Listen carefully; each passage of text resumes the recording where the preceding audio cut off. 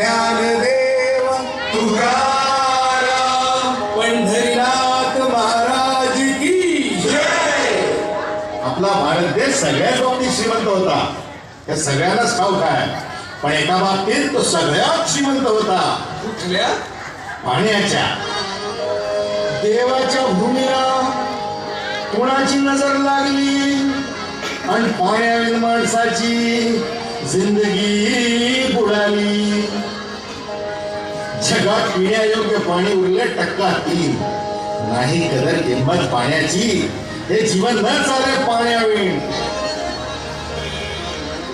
नाही पाणी आव्हात, नाही खोल जमिनीत, नाही पाणी विहिरीत, नाही नदी नाल्यात.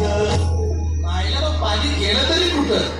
पाणी हरवलं कोणत्या चोरलं, पाणी हरवलं कोणत्या चोरलं, पाणी हरवलं कोणत्या चोरलं, पाणी हरवलं कोणत्या चोरलं.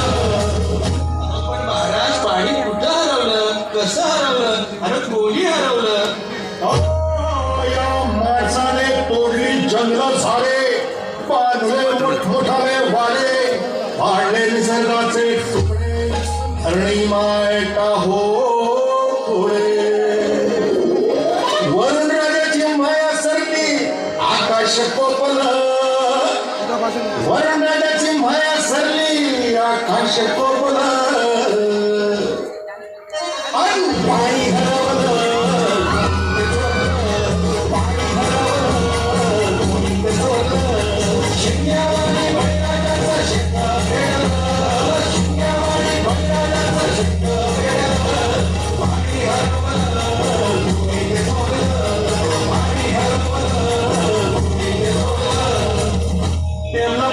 भारतात वारे भुजविले नदी नाले सारे, उंच टावर मिरविती कोरे, कसे वाहणार पाण्याचे झरे. अहो पण महाराज डेव्हलपमेंट गरजेची आहे. मी पुढे नाही म्हणतोय, पण या उन्नतीच्या नावाखाली हे राष्ट्रीय घोटाळा, परवडती शाळा, नाही पाण्याचं खावं, नाही कसा ठिकाणा, नाही डोळ्याला डोळा, असं म्हणतात डोळा. अरे पाऊस होते फक्त पुन्हा काळा, ही सारी कहाणी कधीची तुला, हे रात्रीच्या वेळी मला सांगितलं, ही कशी प्रगतीला सांगितलं, ही नागरी मातीला झाली गिराणी, ही नागरी मातीला झाली गिराणी, ही नागरी मातीला झाली गिराणी. पावसाचा नाही पत्ता, दुःखाचं ढग दाटलं. पावसाचं नाही पत्ता, दुःखाचं ढग दाटलं. पाणी